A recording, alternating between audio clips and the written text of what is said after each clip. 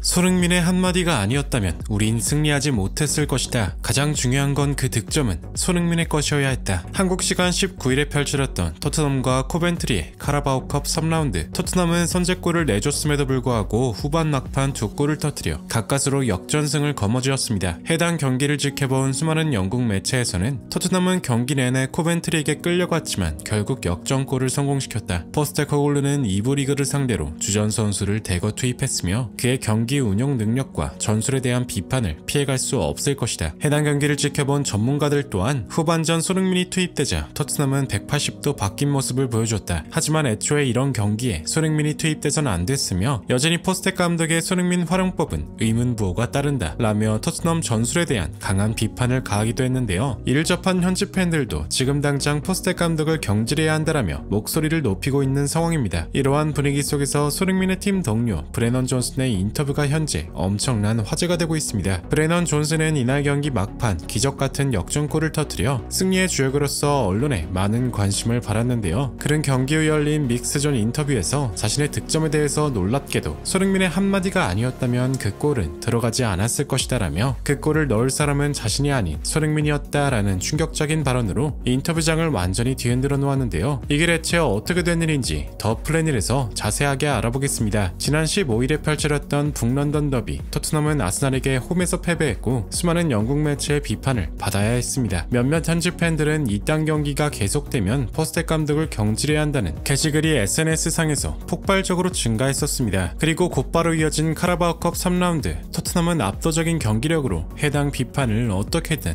만회해야 했습니다. 상대팀인 코번트리가 2부 리그라는 점을 감안해 토트넘은 주전 선수 대부분을 빼고 젊은 선수 위주의 1.5군 선발 라인업을 구성했습니다. 곧바로 이틀 뒤 리그 경기가 있기에 해당 로테이션은 어느 정도 납득이 되었는데요. 토트넘은 오드베르와 솔랑케, 티모 베네로가 공격진을 맡았고 그 뒤를 벤탄쿠르, 파페사르, 루카스 베리바리 중원을 구성했으며 최후방엔 벤 데이비스와 아치 그레이 그리고 프레이저 포스터 등 반가운 얼굴이 모습을 드러냈습니다. 하지만 문제는 이날 1.5군 선발진은 기대에 한참 못 미치는 경기력을 보였습니다. 골키퍼, 수비, 미들진, 공격진 어느 한쪽 치우침 없이 2부 리그 팀을 상대로 최악의 졸전을 펼쳤고 전반엔 상대의 강력한 역습과 날카로운 공세에 허를 찔러 토트넘은 단 한 개의 슈팅도 시도하지 못했습니다. 전문가들은 토트넘이 운이 좋아 겨우 0대0으로 전반을 마칠 수 있었다 라고 평가할 정도였는데요. 결국 후반 17분 도저히 안 된다고 판단한 포스텍 감독은 솔랑케, 베리바를 빼고 주장인 손흥민과 부주장 메리슨을 함께 투입했습니다. 그러나 손흥민이 투입된 지 불과 1분 후 코번트리가 속공으로 선제골을 터뜨렸는데요. 시종일관 높은 라인을 유지하던 토트넘은 역습 한 방에 완전히 무너져 내렸고 코번트리가 득점 이후 두 줄 수비를 하며 내려앉기 시작하자 얼마 남지 않은 시간 역전을 해내기란 매우 힘겨워 보였죠. 하지만 손흥민이 경기장에 들어서자 막힌 혈이 뚫리듯 토트넘의 공격 과정이 원활하게 돌아가기 시작했습니다. 그러자 후반 43분 크루셉스키가 제드 스펜스에게 전진 패스를 보냈고 볼을 받은 스펜스가 공간을 파고들어 기어코 동점골을 터뜨렸는데요. 그리고 후반 추가 시간 코번트리의 실수로 이어진 역습 상황. 브레넌 존슨이 뒷공간을 파고들어 1대1 찬스를 얻었고 이를 가볍게 마무리하며 토트넘은 극적인 역전승을 거두었습니다. 해당 경기를 지켜본 영국 축구 레전드 제이미 캐러건은 토트넘의 승리에도 불구하고 최악의 경기였다 주장했습니다. 토트넘이 영락없이 지는 줄 알았다. 그들의 후보 선수들은 처참했고 도저히 EPL 수준이 아니었다. 결국 그들은 주전 선수들을 대거 투입해야 했다. 그럼에도 불구하고 여전히 손흥민의 역할은 이해가 가지 않는다. 후반 76분 손흥민이 왼쪽에서 완전히 노마크 상태가 되지만 메리스는 3명이 에어싸고 있는데도 패스하지 않고 슈팅을 선택한다. 경기 종료 직전 토트넘은 역습의 기회를 가지는데 이때도 메리스는 바로 앞에 있는 손흥민에게 패스하지 않고 허망하게 상대 수비수에게 볼을 빼앗겼다. 토트넘이 최근 부진하는 원인이 바로 여기에 있는 것이다. 결정력이 가장 뛰어난 손흥민을 사이드에만 두는 전술과 기회가 있음에도 패스하지 않고 최악의 선택지를 고르는 일부 선수들의 행동. 그들이 2부 리그 팀을 상대로 이렇게 고전하는 것은 토트넘이 이기려고 하지 않기 때문이다. 팀 내 최고 에이스인 손흥민도 현 상황을 결코 좋게 보지 않을 것이다 라며 토트넘의 경기 운영에 대해 강한 비판을 가했습니다. 실제로 손흥민은 해당 경기에서 공격 과정을 돕는 윤활유 역할을 톡톡히 했지만 사이드에만 몰려있다 보니 슈팅 기회가 전혀 찾아오지 않았고 결정적인 위치에서도 팀원의 때문에 패스를 받지 못하자 불만을 표시하는 장면이 중계 화면에 잡히기까지 했는데요. 이러한 분위기 속에서 토트넘의 윙어 브레넌 존슨의 인터뷰가 현재 엄청난 화제가 되고 있습니다. 브레넌 존슨은 전반전 오도베로의 부상으로 긴급 투입되었고 경기 종료 직전까지 좋지 못한 모습을 보여주다 경기 막판 역전골을 터뜨려 승리의 주역으로 큰 관심을 받았는데요. 그러나 득점한 뒤 손흥민에게 안긴 브레넌 존슨은 도저히 기뻐하는 표정이 아니었습니다. 경기 후 믹스존 인터뷰를 가진 존슨은 기자들에게 득점하고 나서 어째서 표정이 좋지 않았냐는 질문을 받았습니다. 최근 우리의 경기를 본 팬들은 모두 알겠지만 나는 경기 내내 많은 실수를 범했고 팀의 패배에 큰 기여를 했었다. 계속해서 자신감이 떨어졌고 팀원들에게도 미안했다. 몇 번은 경기 유니폼을 입는 게 무서워질 정도였다. 하지만 그럴 때마다 팀의 주장인 손흥민이 내게 다가와 포기하지 말라고 넌 할 수 있다고 위로해 주었다. 후반전이 시작되고 상대가 먼저 선제골을 넣었을 때